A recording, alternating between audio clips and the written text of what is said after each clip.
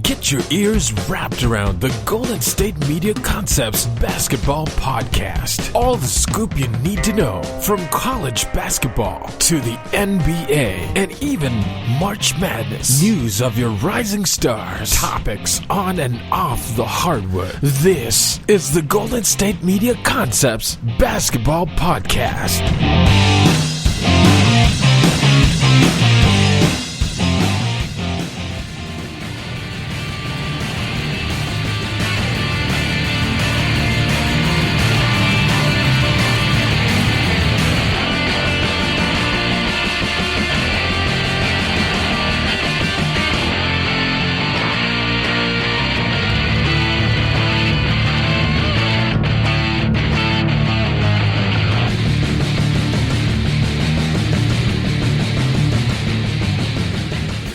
Thank you for tuning in to the GSMC Basketball Podcast, brought to you by the GSMC Podcast Network. I'm your host, Isiah, and we have some huge news surrounding the NBA today. The NBA has suspended their season due to the coronavirus outbreak. And earlier today, the Jazz versus the Oklahoma City Thunder game was postponed initially by the PA announcer for an unknown reason. He first had said that for unforeseen circumstances, they have to suspend the game and asked fans to leave. And later we found out that Rudy Gobert, center for the Utah Jazz, was actually being tested at the time. And he was eventually reported that he had tested positive for the coronavirus. And in response to that, the NBA suspended their season as a whole and are going into their hiatus to figure out what the next steps are now. And obviously, this is a huge, huge deal. The NBA revenue is going to take a huge hit. The entertainment business is going to take a huge hit. There's so many pieces to this that make this a really big deal. So I'm going to give a little bit of timeline of events of what's been happening. Earlier today, Wednesday morning, the Golden State Warriors put out a idea that they're going to be playing games without fans. It said the Golden State Warriors are planning to play foreseeable home games without fans in observance of the San Francisco Health Office's order prohibiting group events of 1,000 people or more from assembling. So this was straight out of the San Francisco Health Office. So they were adhering to those rules. Teams like San Jose Sharks are also doing the same thing. And baseball is going to be having no fans as well. So this was a thing happening just in the Bay Area at the time. Also in Seattle as well. Some places where the outbreak is a little bit more potent than the rest of the country. That's where my day started. And my plan for breaking this news was to talk about how the vibe of an NBA game would be without fans. But later, as the day developed, more news started to file out.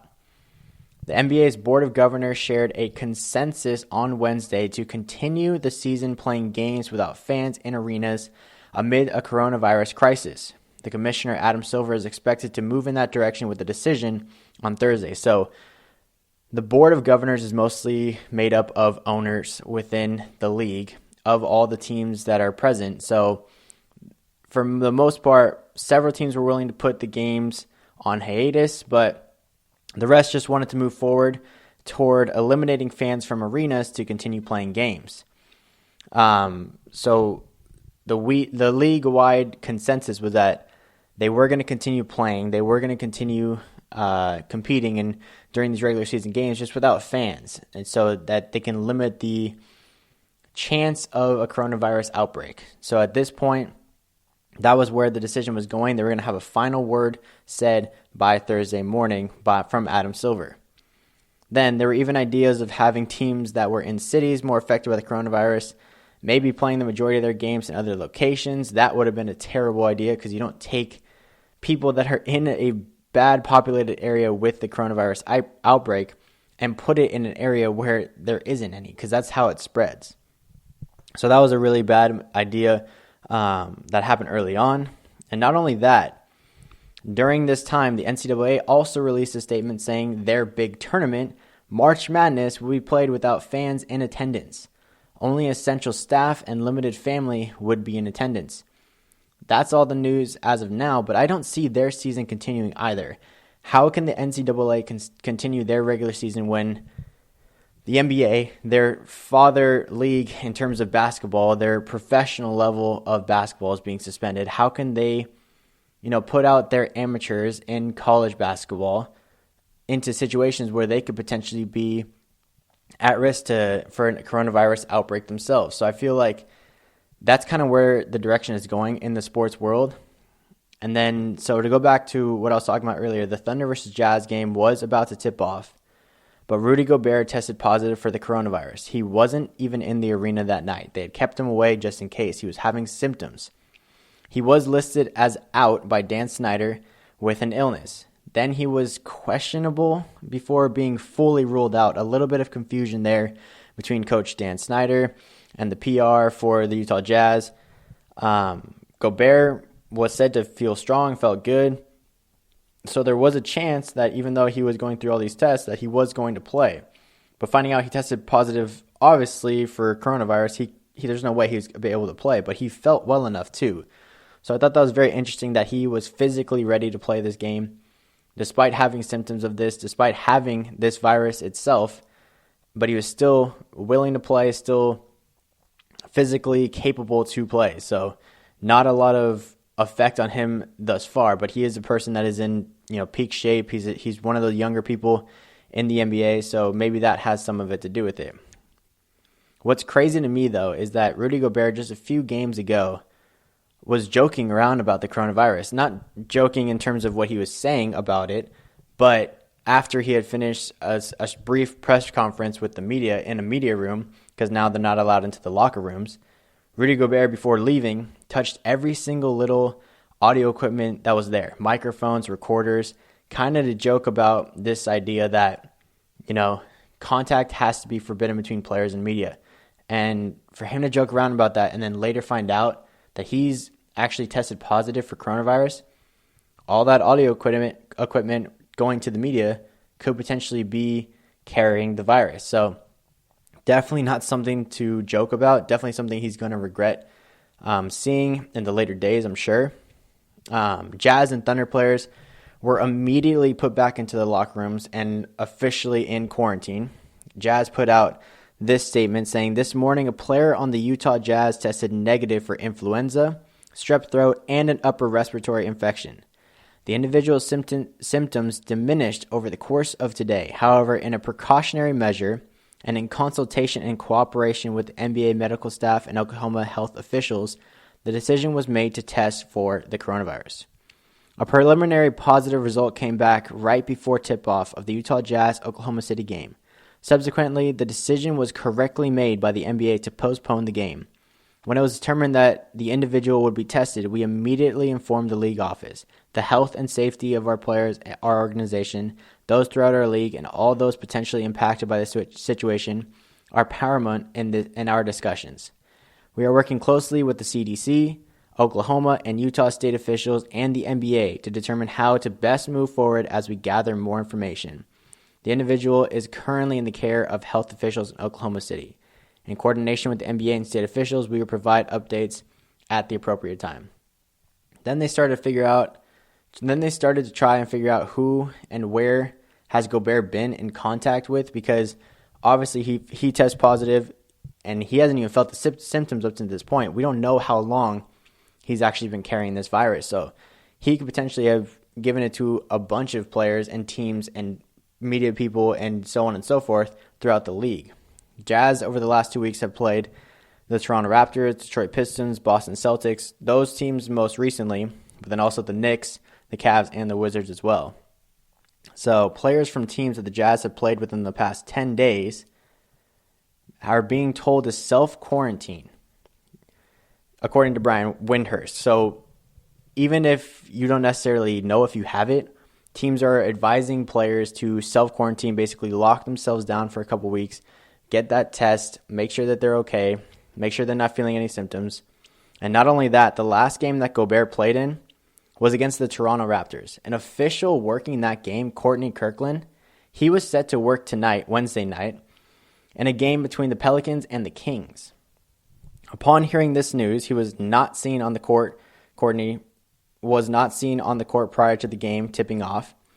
At this point, the NBA is suspending games after tonight's games. But so this game was supposed to move on as scheduled, but finding out that he was in close proximity to Gobert just a few nights ago, the Pelicans players did not want to take the floor. The Kings players were out there, they're warming up as usual, but they did not want to play either. So after some time had passed, they canceled the game and released this statement. They said the National Basketball Association game between the New Orleans Pelicans and Sacramento Kings scheduled for tonight at Golden One Center has been canceled. The game was canceled out of an abundance of caution because one of the referees assigned to work the game also worked a Utah Jazz game earlier this week.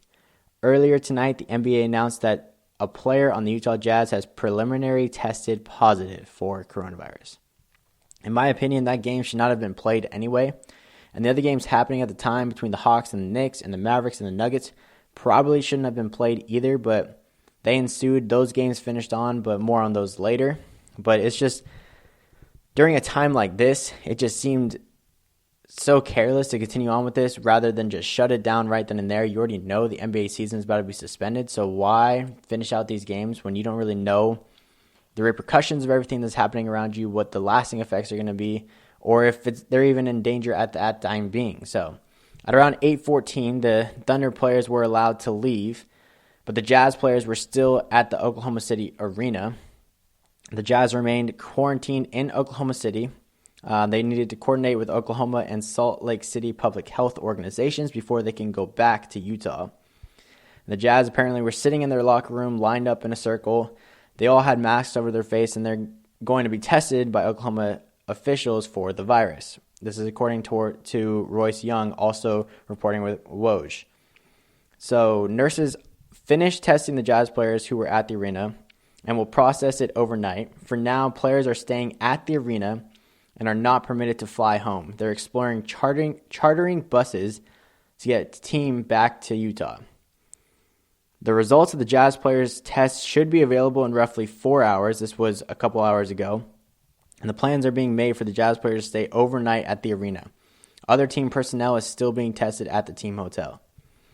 Now, the NBA is expected to address the next few steps when they have a Board of Governors meeting, another phone call in the next couple of days. So when more information comes out, I will try and give you that as quickly as I possibly can. It was also later reported that Emmanuel Mudiay also tested positive for coronavirus as well, Mudiay being a teammate of Rudy Gobert. So at this point, disaster has pretty much just struck in the NBA. And Magic and Grizzlies also used the same plane as the Jazz in recent days. And following the news of the NBA suspending their season, the G League has also followed suit, their season now being suspended. And so it's crazy and it's scary to just see how quickly things have changed in a matter of hours and just how quickly, panic has kind of set in. And it's not a moment to panic. I mean, obviously, stuff like this happens. You don't really necessarily know what to do with the information, but until we have full information on everything, it's not a moment to be panicking. And some players have voiced that. Some executives have voiced that. A lot of player reactions, owners like Mark Cuban and coaches, all the reactions are pretty much the same. Mark Cuban as well as Bob Myers, some notable front office people from the Mavericks and the Warriors kind of pointed out that also a lot of people rely on working games. Those part-time workers, they need to make ends meet. So Mark Cuban was someone that kind of addressed this, says they are already in the process of coming up with a solution to help those workers out, finding out how much it would really cost for them to sustain paying them throughout this time, even when they're not getting revenue from people coming into watching NBA games, of course. And I'm no medical professional, and I won't pretend to be one at all, but this is a serious international epidemic. It really is. Games in Europe for soccer are being played with no fans. Italian player Daniele Rugani from Juventus has the coronavirus as well, so maybe the Italian league suspends their play as well. And actor Tom Hanks and his wife have it, so it's really just a global pandemic, and it's nothing that I, or honestly anyone else I think, has ever really seen. I mean, it's something that affects everyday life, and it brings up the question, where does the line get drawn on how much we're able to do? Are we able to go out to public libraries, to to concerts, to other sporting events. How quickly is everything going to be shut down, and to what extent are we still going to have the freedoms that we've been having throughout our entire lives? Because with this pandemic becomes a lot of fear of possibly being exposed to it, and just really questioning how much we're able to do. So I don't know the right answers. I'm no medical professional. I would just think that the best thing to do is be mindful of your hygiene. Try not to come into contact with as many people. I'm really not sure. This all really just feels like a movie, quite honestly. Stuff you see in horror films and, apocalyptic movies and such. Not something that happens in real life. So this is all very new, very concerning, and that's the biggest news happening in the NBA right now. Obviously getting suspended, not many times has this happened. We've seen NBA lockouts where players, they'll go home, they'll recharge or whatever. But now with an outbreak like this, they probably can't even leave. They're going to have to be quarantined themselves. They have to stay in wherever they're at and just hide up in there. Probably can't even have visitors as well. So this is a very unique situation that, we're learning about by the minute, by the hour. So it's really tough to tell just how long this is going to last and what the answer is going to be in the near future. A few teams were in the middle of their game when this news broke, so we check in on those last games played for this NBA season as of right now, coming up next.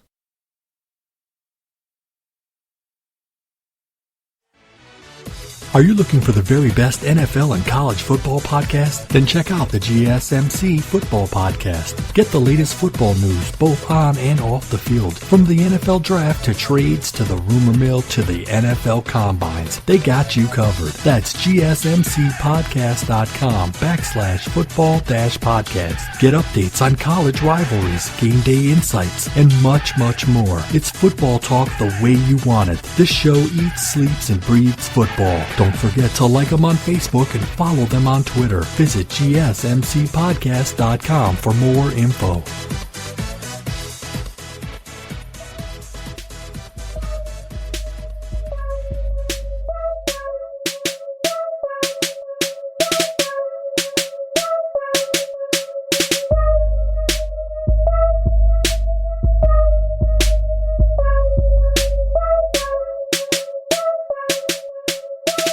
Welcome back to the GSMC Basketball Podcast. We just talked about how the NBA has officially suspended their regular season for the rest of the season, for the foreseeable future, because Jazz center Rudy Gobert has tested positive for the coronavirus, and to try and eliminate a mass outbreak, they have suspended games. Before, it was just going to have games with no fans. That was the consensus after a Board of Governors meeting. That looked like where the direction was going until Rudy Gobert tested positive, and so they suspended games. The rest of the games that are going to happen in the day, those were suspended, and the rest of the season, as we know of right now, are all suspended. So big news hitting in this big NBA day. Like the news changed every minute, every hour for a good 3 hours there, and everyone's just trying to do their best to stay educated, try and figure out exactly what's going on, because really, I don't think the league or the world as a whole has ever dealt with something like this before. So it's all new, uncharted territory, and it's just something that they constantly have to try and educate themselves with and try and find the right answers and find the right decisions to make moving forward. But nevertheless, some games were still being played during this time, and finding out about something like this really makes you feel like the world is ending, the world is stopping, and much the case when a league is being suspended. Does it feel like, why should these games be played or out and be continued? But two were in the process of being played at the time, like I just said. The Mavericks versus the Denver Nuggets, first off, would have been a great Western Conference battle. I mean, it was a potential first-round matchup in the playoffs if and when that happens. The Mavericks at this time are coming off a 2-game losing streak, whereas the Nuggets have been an up-and-down team since the All-Star break, but they did just beat the Milwaukee Bucks. We'll talk about that game a little bit later. A lot of inactive players for this game for the Mavericks. Dorian Finney-Smith, Seth Curry, Jalen Brunson, and Porzingis all sitting this one out. All game-time decisions that were deemed out for this one, so unfortunate for the Dallas Mavericks. And Denver looking in control for a good portion of the first quarter, their biggest lead of the night being at 7, which they had with 4:18 left in that first quarter. Then Dallas used a big run to take the lead and the momentum and were up 33-29 after the first quarter, despite Paul Millsap already having 12 points. Tim Hardaway Jr. on the other side for the Mavericks, though, was cooking himself. He was 3 for 4 from downtown early on, so he was, that spark plug that the Mavericks needed to get back into the lead. And we'll fast forward a little bit. Start of the third, Mavericks are up 57-50. This is when some of the news started to break out about the coronavirus. Mark Cuban being shown at the game, his initial reactions of just shock, him showing team representatives, the people around him talking to his players in the huddle. And nevertheless, the game continued and the Nuggets started gaining some more momentum with their game. They were shooting above 62% from the field and from three-point land, whereas the Mavs, they shot 40% from the field, so not too bad there, but they shot 25% from three, so just a really big disparity between shooting percentages in this quarter. The Nuggets obviously outplaying the Mavericks in this one. Will Barton and Jamal Murray started catching fire. They had 15 and 12 respectively. And so helping the Nuggets regain the lead 85-84. But from there, the Nuggets offense would dissipate. They shot 25% from the field and 7% from three-point land. They shot the ball 1 for 14 from three in the fourth quarter. That's just not going to ever get you a win in the NBA. It just won't. The Dallas Mavericks would go on to win 113-97. It's a really good win for the Mavericks, still trying to get back up higher in the standings. But it's also bad for the Nuggets, who are trying to do the same in terms of getting up in the standings. After having been in second for most of the year, they were recently eclipsed by the Clippers, and they're now a game and a half back from them. So they got to try and take their wins as they come, but unfortunately, the Dallas Mavericks just outdid them in this game. And for a team like the Denver Nuggets, who have been up and down since All-Star break, they really need to figure things out before they keep sliding in the standings, because the Western Conference has never been closer, really. I mean, 1 through 7 is really, really close, with the Lakers just a good cushion up top. But the Utah Jazz, Oklahoma City Thunder, the Rockets, the Mavericks are right behind the Nuggets, could definitely take over their spot at any point. For the Nuggets, Jamal Murray led the team with 25 points, 6 rebounds, 5 assists. Will Barton had 23 points, 6 rebounds, 3 assists. Jokic, he didn't shoot enough, in my opinion. He was 7 for 10, so very efficient. So if you're shooting that well, you should be taking over this game. He only had 14 points, did grab 13 boards for a double-double and 8 assists, near triple-double. But for me, if you're shooting that well and your team's not doing well offensively, he should be the one to take over. He's your all-star player. Paul Millsap had 12 points and 8 rebounds. For the Dallas Mavericks, Porzingis didn't play in this game, just to remind you. So who would you expect to be the highest scorer? Luka Doncic, right? No, it wasn't him tonight. Obviously, Seth Curry wasn't playing either, so it wasn't him. It was Boban Marjanovic, who scored a career-high 31 points. He also grabbed 17 boards for a monster double-double, also had 2 steals. Where did this come from, Boban? I mean, he is a guy that could be extremely dominant with, his size, with his height.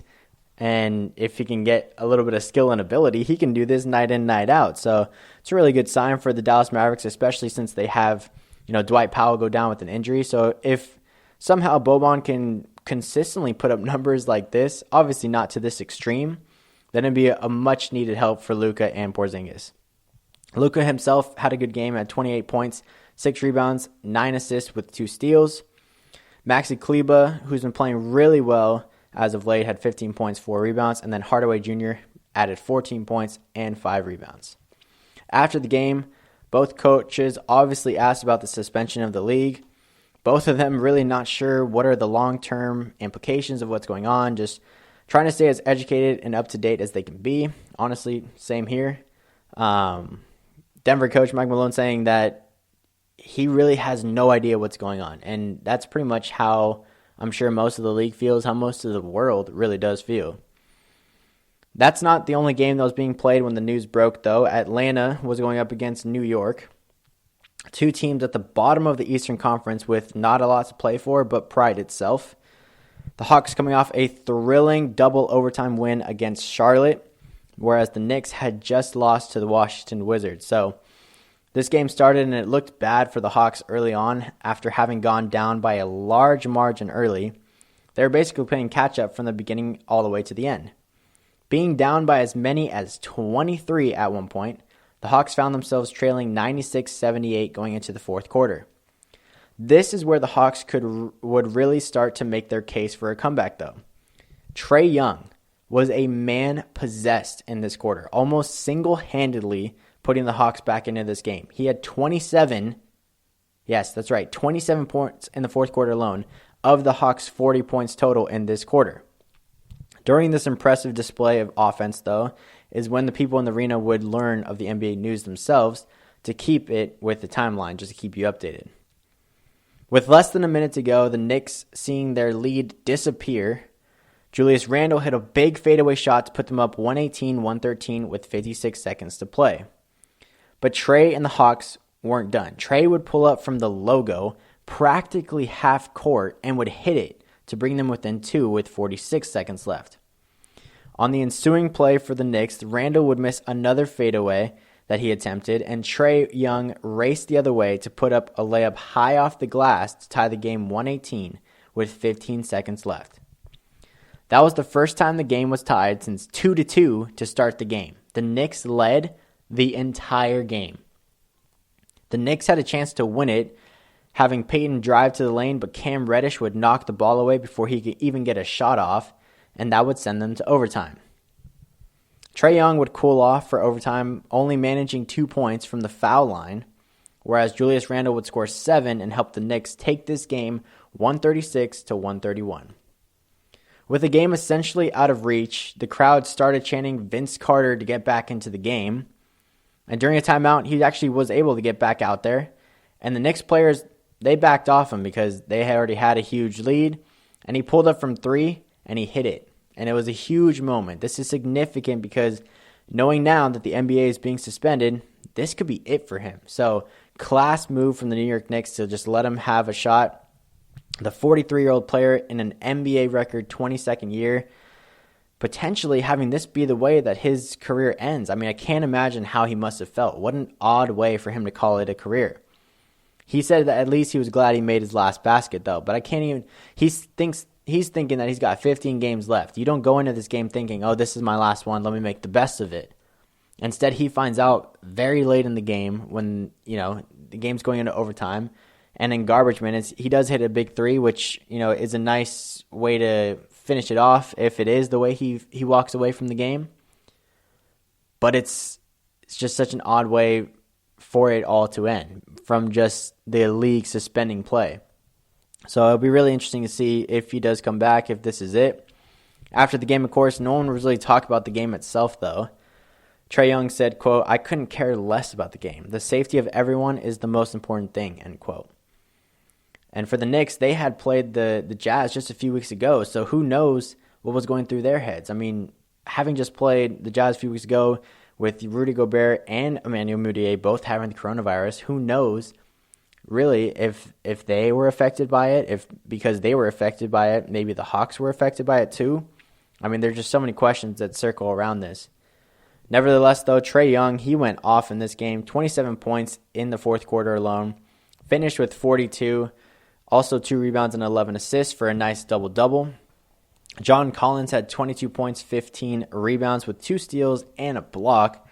And then Hunter and Teague also added 15 points. But for the Knicks, it was Julius Randle who led the way with 33 points and 11 rebounds.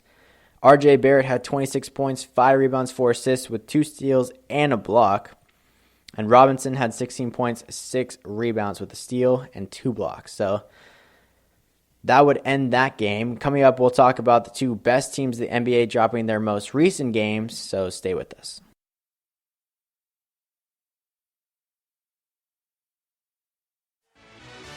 Check out the show that's built on the MMA. From the UFC to extreme cage fighting, they got the fights covered. Check out the GSMC MMA podcast. Get the latest news on past or upcoming fights. Join us as we talk to and about some of the biggest names in the MMA, past, present, and future. When it's the fight game, there's just one show to check out. GSMCpodcast.com/MMA-podcast. Don't forget to like them on Facebook and follow them on Twitter. Visit GSMCpodcast.com for more info.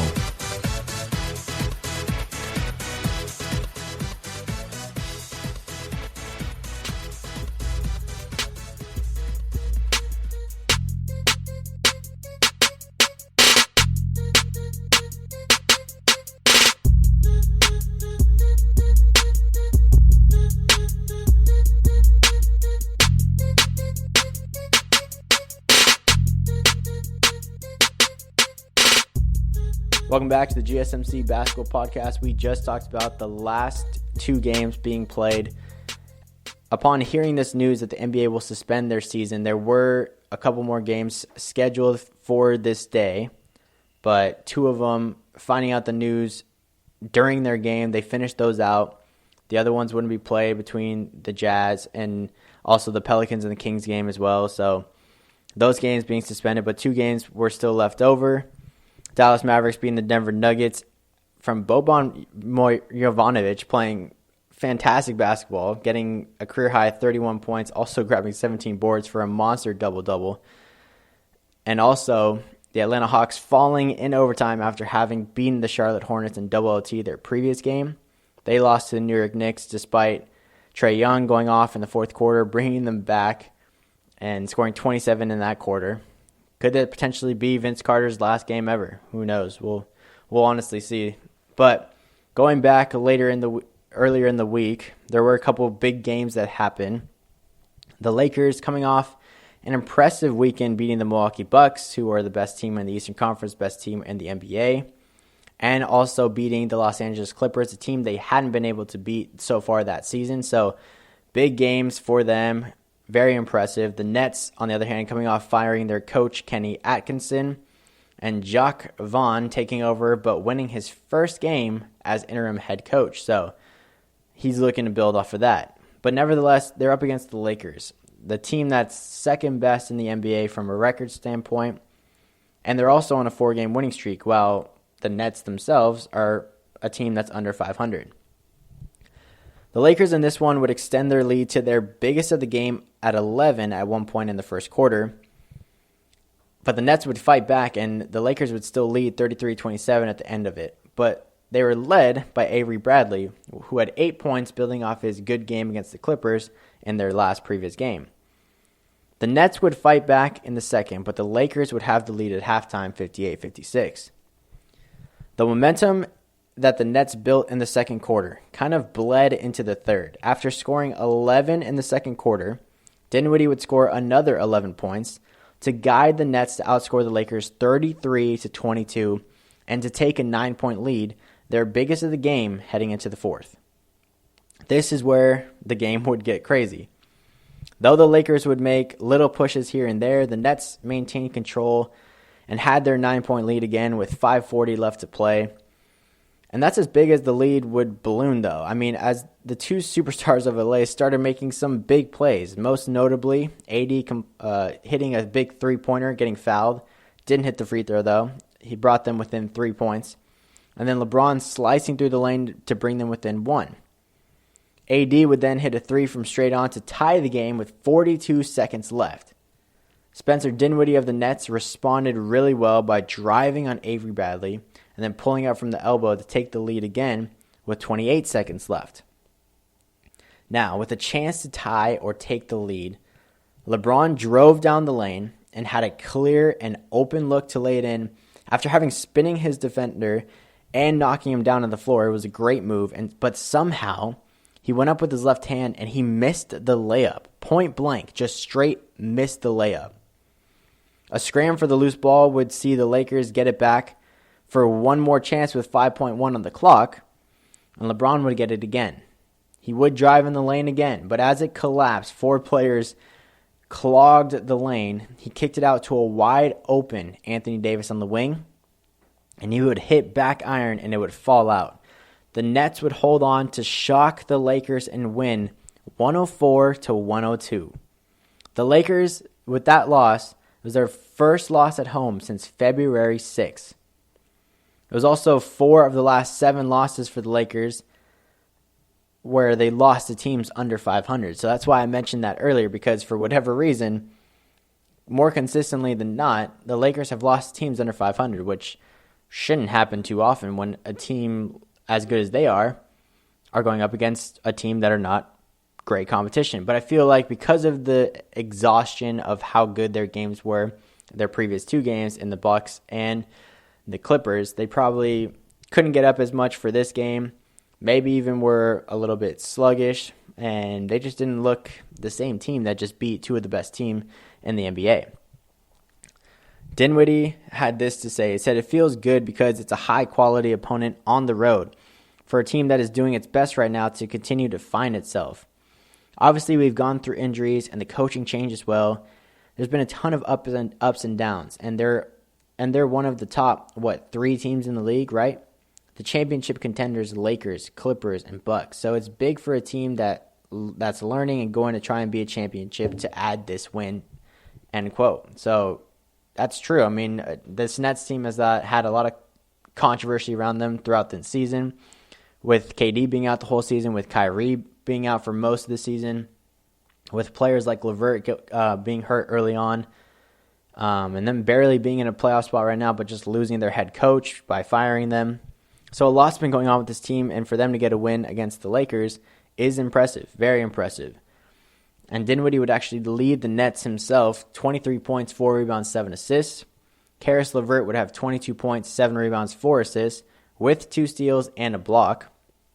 DeAndre Jordan got a start again, had 8 points and 12 rebounds.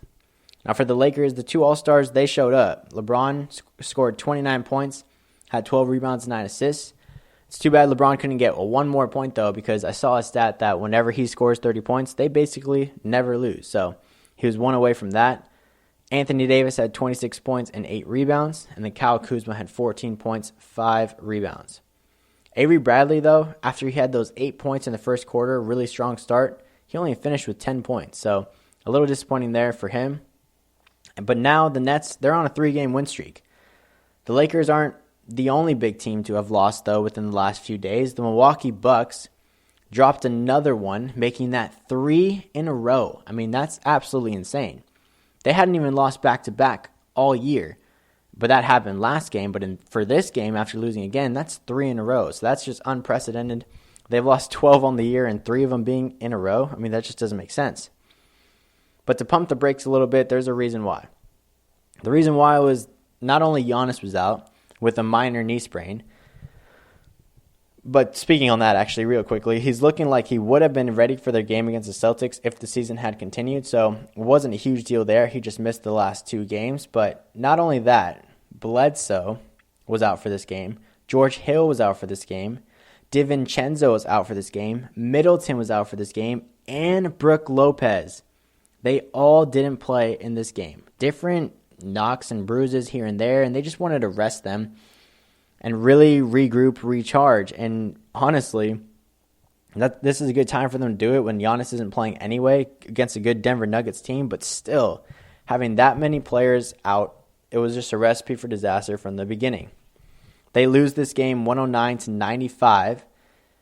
It was close for a little bit in the third, but after a thunderous dunk from Jamal Murray that was incorrectly called for a charge, the Nuggets used that as a spark to put away the backups for the Bucks and take the game.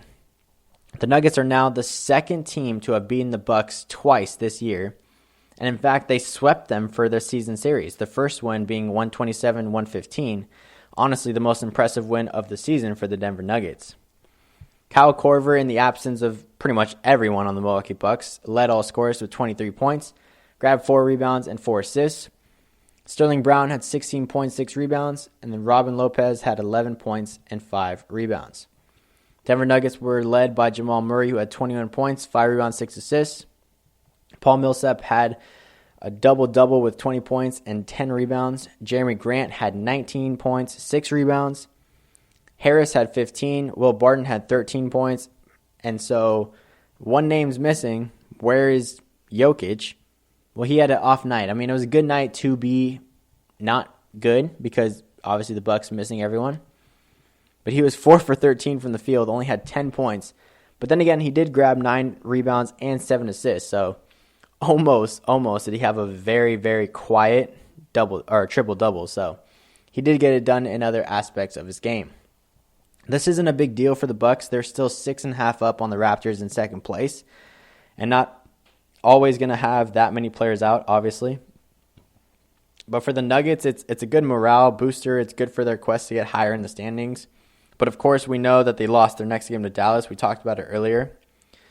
But all of this really doesn't matter as a whole with this coronavirus, obviously, having the NBA suspend their season. But if the season continues, or when it does, they'll need their superstar in Giannis. Other stars among the league, like Ben Simmons that are hurt, has said that he doesn't even know if he could return this year.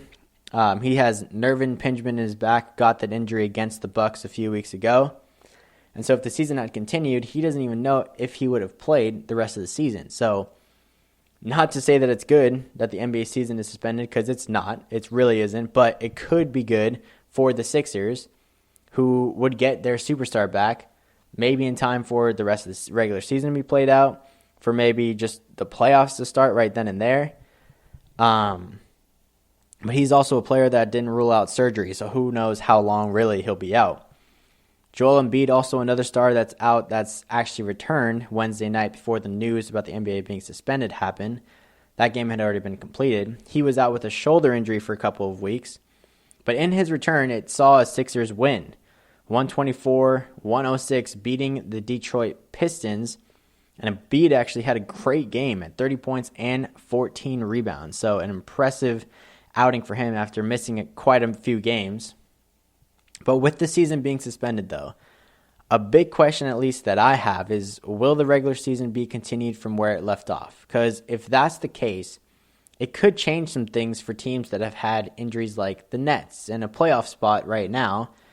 But if it pushes back the timeline, because we don't even know how long the league's going to be suspended for, could players like Kevin Durant potentially come back? Kyrie Irving potentially come back? If it takes that long, could they play? Because if they can, even if there's a 7th seed, having players of that magnitude come back could be huge for their chances to win a championship out of nowhere. I mean, would the league even allow that? I mean, there's so many questions to be asked. I mean, same thing with Ben Simmons and Embiid coming back. Could that, be a case for them to get their superstars back? What everlasting effects will this suspension of play have on the league as a whole? There are just so many questions, and hopefully more answers will arise within the next couple of days. Hopefully more decisions will be made about the league, about everything that is going on. But for now, that's all the information I have, and that's going to do it for this podcast. Thank you for listening to the GSMC Basketball Podcast, brought to you by the GSMC Podcast Network. I would like to ask that you please remember to subscribe to the show and write a nice review, because that really helps us out. Also, if you could please follow us on Facebook, Twitter, and Instagram, I would greatly appreciate that. Hopefully, the NBA isn't suspended for too long. I do enjoy doing these podcasts. I do enjoy updating you guys. I'm going to try and give you as much information as I can, day to day, from podcast to podcast. But for now, I'm Isiah Quiroz. Thank you guys. See you next time. You've been listening to the Golden State Media Concepts Basketball Podcast, part of the Golden State Media Concepts Podcast Network. You can find this show and others like it at www.gsmcpodcast.com. Download our podcast on iTunes, Stitcher, SoundCloud, and Google Play. Just type in GSMC to find all the shows from the Golden State Media Concepts Podcast Network, from movies to music, from sports to entertainment, and even weird news. You can also follow us on Twitter and on Facebook. Thank you, and we hope you have enjoyed today's program.